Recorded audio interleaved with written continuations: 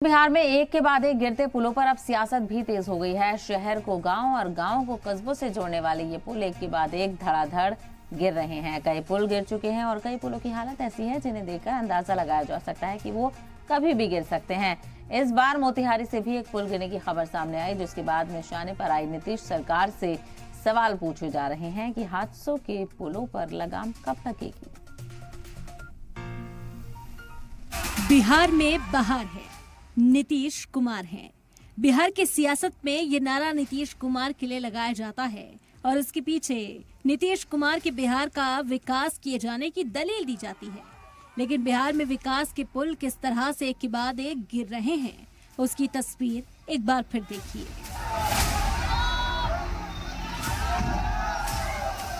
पिछले 20 दिनों में बिहार के अलग अलग इलाकों में 13 पुल और पुलिया गिर चुके हैं। इसमें कई पुल तो ऐसे हैं जिनकी तामीर चल रही थी और इसी दौरान उनकी मजबूती देखने को मिल गई। धड़धड़ा कर गिरते इन पुलों पर नाक़िस तामीराती काम और बदउनवानी के इल्जामात आम लोगों की तरफ से लगाए गए, लेकिन सरकार कुछ एक्शन ले उससे पहले ही मानसून की मार से मोतिहारी में एक और पुलिया पानी में बह गई।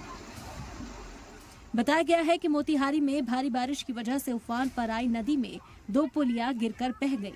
लोगों का दावा है कि इसमें एक पुलिया 4 महीने पहले ही बनी थी और पहले ही मानसून में उसने दम तोड़ दिया। इलाके के लोगों ने कंस्ट्रक्शन में करप्शन के इल्जाम लगाते हुए कार्रवाई की मांग की है।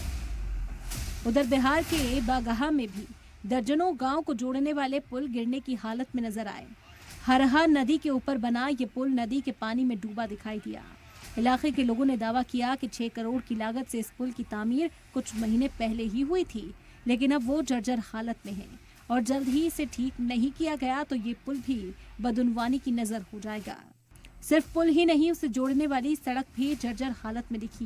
दर्जनों गांव को जोड़ने वाला यूं कहे कि शहर का ये लाइफ लाइन है। सोजी घाट हरहा नदी पुल पर अभी हम मौजूद है, जो हाल ही में ग्रामीण कार्य विभाग द्वारा लाखों की लागत से बनाया गया है। और जो हालात है, पहली बरसात में ही आप साफ तौर पे तस्वीरें देख सकते हैं कि किस तरह जो अप्रोच पथ है वह अप्रोच पथ पूरी तरह क्षतिग्रस्त हो गया है।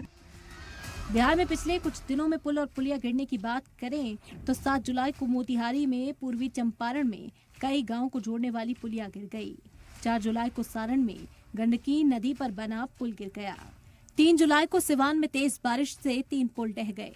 3 जुलाई को छपरा में एक पुल गिरा। 3 जुलाई को ही पूर्वी चंपारण में एक पुल गिर गया। इससे पहले 28 जून को मधुबनी में एक जेरे तामीर पुल गिर गया। 27 जून को किशनगंज में भी एक पुल गिर गया। 23 जून को पूर्वी चंपारण में एक पुल मुनहदिम हो गया और इससे पहले 22 जून को सिवान में भी एक पुल गिरकर पानी में समा गया। बिहार में गिरते पुलों पर सियासत भी तेज हो गई है। तेजस्वी यादव ने नीतीश सरकार को घेरते हुए करप्शन के इल्जाम लगाए और पुल की तामीर से जुड़े सभी लोगों के खिलाफ कार्रवाई की मांग की है। कोई भी हादसा अगर होता है तो इसकी जिम्मेवारी कौन लेगा?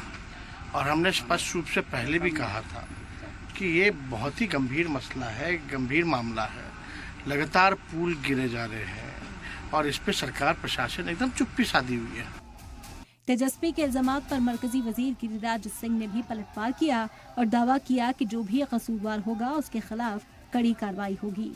गुल रहा पुल गिरने का जांच हो रही है और उस जांच में कांग्रेस की सरकार हो चाहे तेजस्वी हैं, जो फंसेंगे उनको सजा दी जाएगी। वहीं लगातार पुल गिरने के वाकयात सामने आने के बाद नीतीश सरकार ने 15 इंजीनियर्स को सस्पेंड कर दिया है। साथ ही नए पुलों के लिए कंस्ट्रक्शन का भी हुक्म दिया है। इसके साथ ही इस बात का दावा भी किया गया कि जो ठेकेदार इन पुलों की तामीर में शामिल थे, इसके अलावा इस बात का दावा भी किया गया कि जो ठेकेदार इन पुलों की तामीर में शामिल थे उनके खिलाफ भी कड़ी कार्रवाई होगी। लेकिन हकीकत है कि सरकार भले ही कार्रवाई का भरोसा दे, लेकिन बिहार में पुल गिरने का सिलसिला थमने का नाम नहीं ले रहा।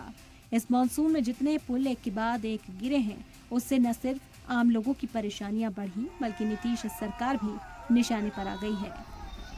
ब्यूरो रिपोर्ट, सलाम टीवी।